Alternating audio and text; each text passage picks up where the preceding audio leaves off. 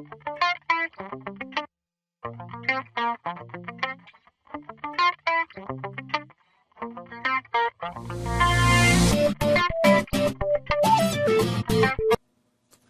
today we're going to get into the settings of the unit.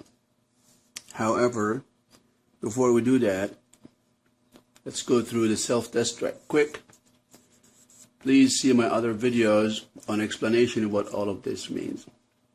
Here we are, first page, which is the last page I was on before I turned the machine off. And I will go to navigation, and I will go to chapter setting by looking at this little dot here and using the big knob and turn it to the right until I go to set. The setting chapter has multiple pages. By looking at this, tells me I'm on chapter settings, and this tells me on page 1. With the outer knob, the small one, I turn it to the right.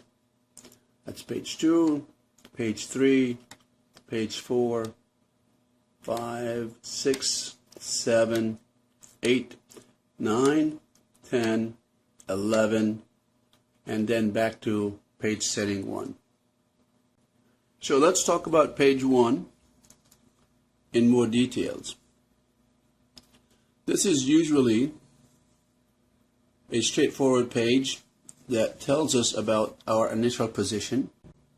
If you go to page 2, notice there's nothing I can change on this page. Page 2, on the settings chapter, we'll talk about the date. Today's date is October 9th, 2014. The time is 09:23 and 52 seconds in universal format. The coordinate universe /Z, honestly I don't know what that is. The magnetic variation is auto, meaning you can let this machine figure out the magnetic variations on its own, or if you hit the cursor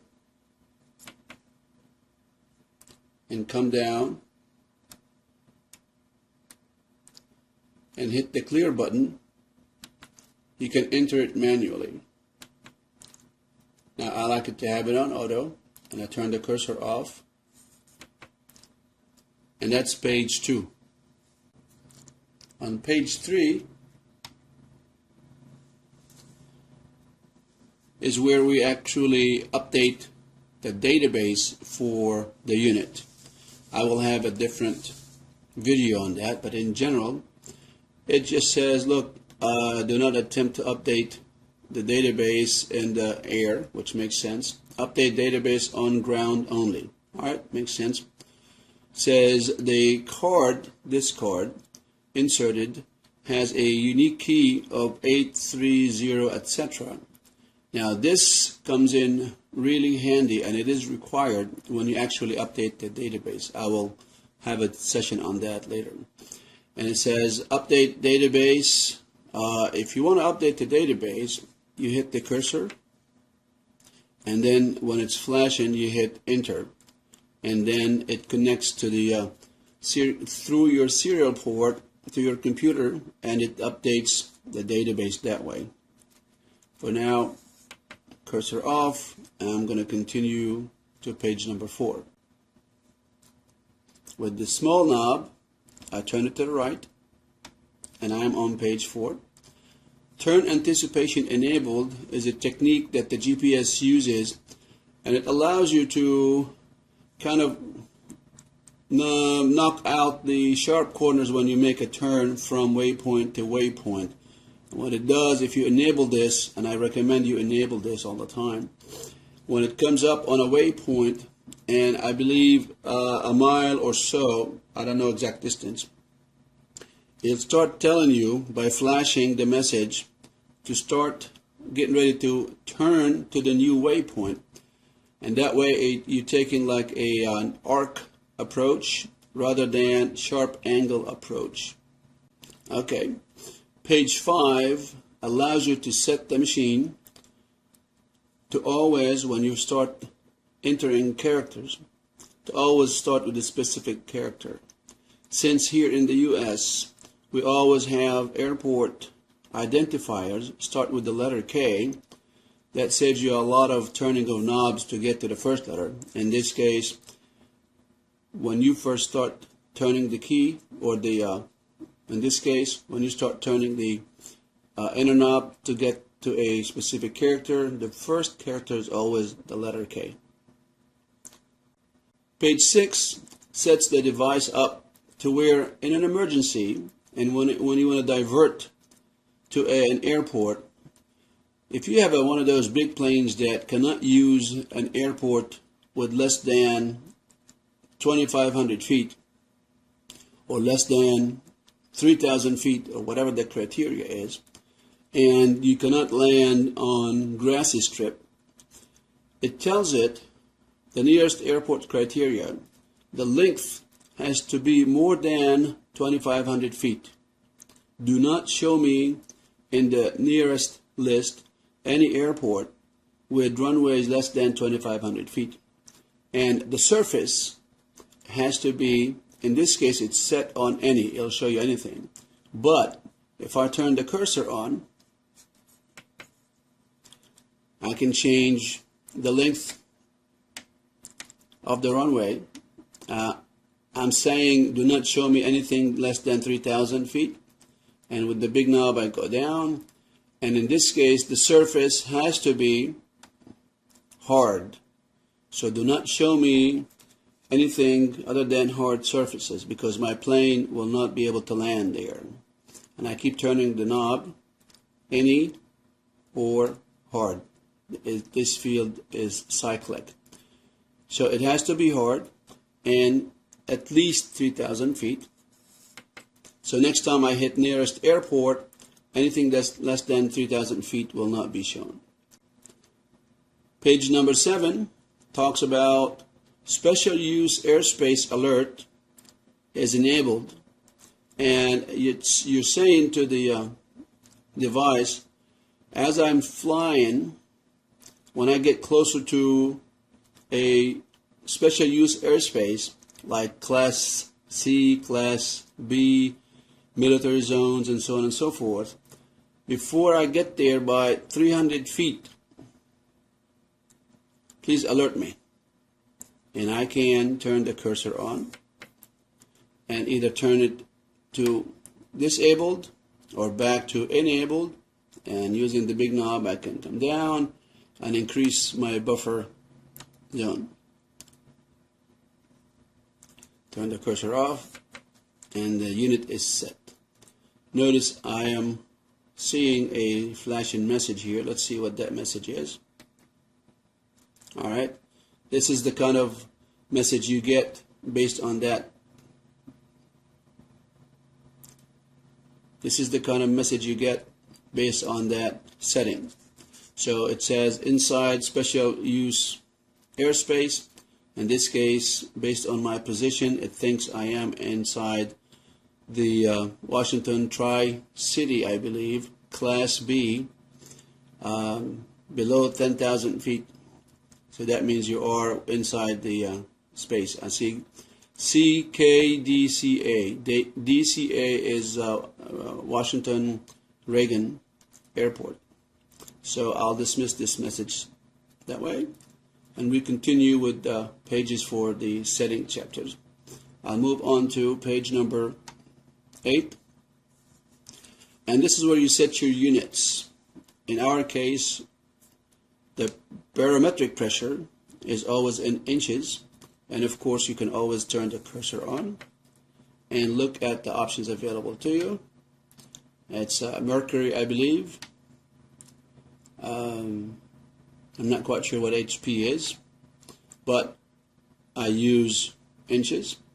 I use the big knob to come down to altitude airports. Instead of feet, I can look at it in meters. but I'll go ahead and stay with feet on this one and come down to the last one, distance and velocity, nautical miles and knots. If I see what other options I have kilometers and kilometer per hour.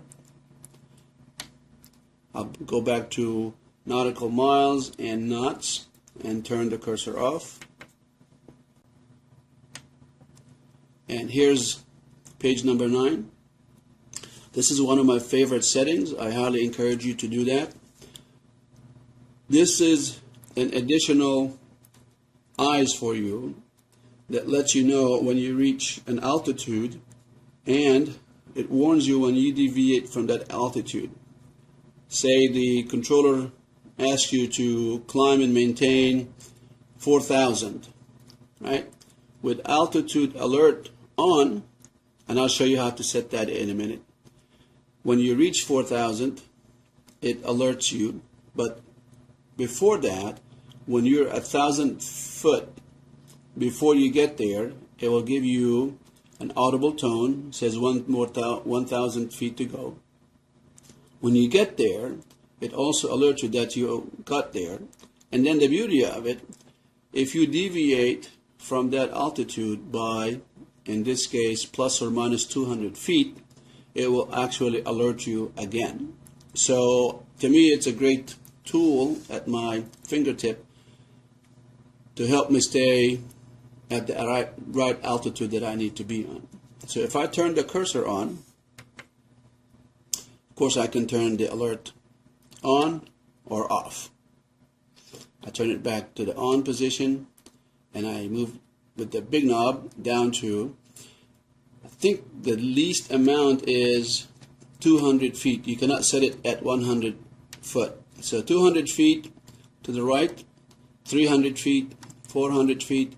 So if I deviate from my 4,000 assigned altitude by 400, example 4,400 and above, it beeps at me. Or if I come down to 3,600, it beeps at me. I like to keep it at 200 just to make sure that I'm where I need to be. I go down to the volume settings, and I can increase the volume by increasing the number in here. And with that, I'll turn the cursor on, and those are my settings for page number 9. I will now move on to page number 10. This is a little too deep for me. What it says is bus monitor. That's the electrical system. And it says bus volt at 13.3 volt. Come down to alert volt. I have two options, either off, do not alert me, or alert me when it's at 10.0 volts. Notice there are no other values that I can use. It's either 10.0 volts or off. And notice I cannot come down to the alert delay, 15 seconds. So I accept the settings and move on to page number 11. And notice I'm looking at this number, which tells me I'm at the chapter setting, the page number 11. Now, this allows you to control the brightness of the unit. Say at daytime you want it very bright, at nighttime you don't want it as bright. You can control it on setting page number 11. I turn the cursor on and I move the big knob up and down. There's not many I can change other than the value for the brightness, and I can use the small knob, turn it to the right to increase brightness, or turn it to the left to decrease the brightness. And notice the unit tells you that brightness number 4 is your default. Turn the cursor off. I go from page number 11 to page number 1. And that's basically the settings chapter with all its pages from 1 to 11. Thank you.